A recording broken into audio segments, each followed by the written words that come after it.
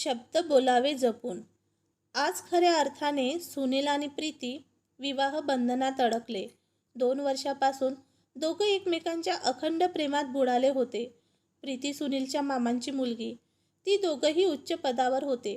प्रीतीला सुनीलने आधी बालपणी पाहिलं होतं, त्यानंतर एका लग्नात, जेव्हा ती तारुण्यात आली होती. एका लग्नात जेव्हा तिला पाहिलं तेव्हा त्याचा विश्वासच बसत नव्हता की ही प्रीतीच आहे. इतकी ती चार चौघींमध्ये उठून दिसत होती. तिला पाहताच तो त्याचं हृदय हरवून बसला. त्यात तिचा स्वभाव शांत सुस्वभावी असल्याने त्याला अशाच मुलीशी लग्न करायचं होतं जी त्याच्या परिवाराला जोडून ठेवेल. त्यामुळे सुनीलने घरी सांगितलं, जर केलं लग्न तर प्रीतीशीच करेल, नाहीतर कोणाशी नाही. त्याच्या आईबाबांनी त्याच्या निर्णयावर होकार दाखवला. आजीनेही पाठ थोपाटली की माझ्या मनासारखं केलंस हा. आजी असं म्हणत हसत हसत निघून गेली. सुनीलही मनातल्या मनात हसत होता. घरात आनंदाचं उधाण आलं. वरचीच तारीख पाहून दोघांचं लग्न अगदी मॉडर्न पद्धतीने राजेशाही थाटात लावून देण्यात आलं. दोघंही लग्नात अगदी उठून दिसत होते. दोघेही सुंदर दिसत असल्याने सगळ्यांचं लक्ष वधूवरांकडे वेधलं होतं. लग्न सोहळा आनंदात पार पडला. घरामध्ये पूजेची तयारी सुरू झाली. पूजा झाल्यावर दोघांनाही कुलदेवतेच्या पाया पडायला पाठवलं. देवाच्या आशीर्वादाशिवाय कोणतंही कार्य अपूर्णच नाही का? दोघंही खूप खुश होते. अखेर सर्व काही मनासारखं झालं होतं. सुनीलच्या आईची, मालतीताईची घरामध्ये कामाची आवराआवर चालली होती. काही पाहुणेही थांबले होते. काम करण्यात सुनीलची आई व्यस्त होती, पण घरातील काही बायका त्यांच्या सुनाविषयी एकमेकींना सांगत होत्या. आजकालच्या सुनांशी खूप सांभाळून वागावं लागतं बाई. ते मालती ताईही काम करता करता ऐकत होत्या. त्यांच्या पुढे पुढे केलं तर आयते बसूनही खायला लाजत नाही. फक्त फिरायला जायला, शॉपिंग करायला सांगा, घरातलं कामं करायला भोपळा. सासवानीचं त्यांच्या पुढं करायचा जमाना खूप बदलला बाई. त्यावर दुसरी बाई म्हणाली, माझं नशीब चांगलं या बाबतीत. मी इकडचा तांबा तिकडे करत नाही. माझी सून माझ्या पुढं पुढं करते. उठल्यापासून झोपेपर्यंत तीच सगळं कामं करते. मी कोणत्याच कामाला हात लावत नाही. स्वयंपाक, केर, नाश्ता, लादी पुसणे, भाजी निवडण्यापासून तीच करते. मी फक्त आयतं बसून खाते. यावर तिसरी बाई म्हणाली, अहो किती तुमची बारीक सून, तिच्या आरोग्याकडे लक्ष द्या तुम्ही. तुम्ही नका हो शिकवू मला. त्या बाईचे नाकडोळे मुरडले आणि वरून म्हणाली, लोकांना तर माझं सुखच बघवत नाही. चौथी बाई यांच्या गप्पा ऐकत होती. तिला तिच्या दोन्ही सासरी असल्याना मुली आठवल्या. त्यांची खूप तिला काळजीही वाटत होती. त्या मुली कपाळ कष्ट करून जगत होत्या. त्यांची ओढाताण जास्त, पण काळजी करणारं कोणी नव्हतं. 2 नंबरची बाई पुन्हा बोलली, मालतीताई तुम्ही सावध राहा हा. तुमची तर सून नात्यातील आहे. जास्त पुढं पुढं करून डोक्यावर चढवून ठेवू नका, नाहीतर तीच तुम्हाला कामाला लावल. तुम्ही बरोबर बोलताय, मालतीताई म्हणाल्या. उद्यापासून कोणत्याच कामाला हात लावत नाही, नाहीतर मीच मोलकरीण व्हायची. अशा प्रकारे झणझणीत मिरचीची फोडणी त्या बाईने दुसऱ्याच्या घरात दिली. देवदर्शन झालं. आता घरात येणाऱ्या जबाबदाऱ्या दोघांनाही पेलायच्या होत्या. प्रीतीचा आज किचनमधील पहिलाच दिवस होता. तिने माहेरी किचनमध्ये काहीच केले नव्हते. साधा चहा कसा करायचा हेही तिला माहीत नव्हते. तिने कसा तरी चहा बनवला, पण त्याला चव लागलीच नाही, म्हणून कोणी चहा घेतलाच नाही.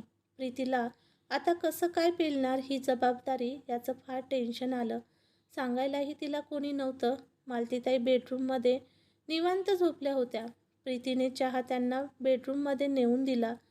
चहाला काहीच चव नसल्याने त्या बोलल्याच, काय ग, कसला चहा बनवला आहेस? काय त्याला चव ना ढव? नाक मुरडत म्हणाल्या, तुम्ही काय काय तुम्ही आजकालच्या मुली, शिकून काही उपयोग नाही. साधी साधी कामं जमत नाहीत तुम्हाला. सख्ख्या आत्याचं हे सासूतील रूप पाहून प्रीती घाबरलीच. ती पप असं तिच्या तोंडून होऊ लागलं. आधी किती छान वागत होती आत्या, आता अचानक असं काय झालं? आत्या एवढी बदलली? प्रीतीचा चेहरा पूर्ण पडला. तिच्या चेहऱ्यावरचं तेजस निघून गेलं. सुनीलच्या नजरेतूनही ही गोष्ट सुटली नाही. तो न राहावून आईला बोललाच, आई काय चाललंय तुझं? 2 दिवस झाले मी बघतोय. तू काय हे टिपिकल सासूचं रूप घेतलंय? प्रीतीने तुझी भीतीच घेतलीये. तिला समजून घ्यायचं ठेवून तिला घाबरवतेस. अगं करेल ती हळूहळू, तिला वेळ तरी दे. मालती चुकतंय तुझं, आजी सासूबाई म्हणाल्या. तू अशी वागशील असं वाटलंही नाही. तू आठव, तुझं नवीन लग्न झालं होतं तेव्हा तुलाही काही येत नव्हतं. मीच तुला समजून घेतलं तेव्हा, त्यामुळेच आपलं ऋणानुबंध चांगलं जुळले. मी जर तुला असंच धुसफूस केली असती तर तुला माझ्याबद्दलचा राग भरला असता ना. मी तुला समजून घेतलं म्हणूनच आपले ऋणानुबंध चांगले टिकलेत, नाहीतर एक घर दोन तोंड झाली असती.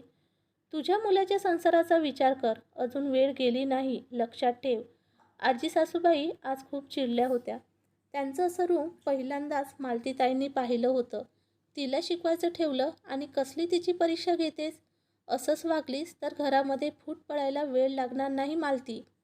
मालती, बंद डोळे उघड, अजून वेळ गेली नाही. सुस्कारा टाकत आजी सासूबाई बोलायच्या थांबल्या.